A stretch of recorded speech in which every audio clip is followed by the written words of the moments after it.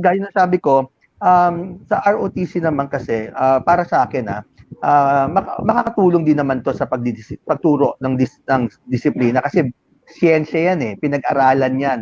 Meron niyang military science, ika nga, may mga pagsusuri or pagsasaliksik na naganap dyan bago pa nabuo yan. On the other hand, iba na kasi panahon ngayon. Okay? Kung gagawin mandatory, medyo sa tingin ko, kailangan munang hinay-hinay lang kasi yung mental health ng mga kabataan, pag sinamak mo sa ROTC, hindi lahat kayang tiisin yung anumang paggagawa. Kasi I myself, nakaranas ako ng ROTC. Para sa akin, magandang dulot nito. Noong panahon ko, sa panahon ngayon na meron ng mga, sabihin na natin, marami ng mga distressful factor o stressful factor na hindi na natin kontrolado.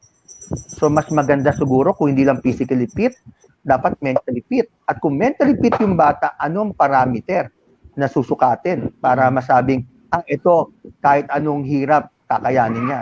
Kailangan ng full psychological assessment na i-conduct ng isang professionals like psychiatrist or psychologist. At kung lalabas na mentally fit yung bata, and then, papirmahan yung waiver.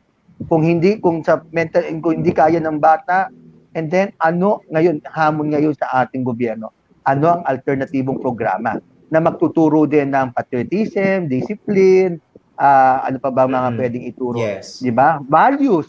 Di ba? Values, importante. Kasi ako personally, kung tatanungin mo rin ako ngayon, mas gusto ko i-prioritize ang good moral and right conduct.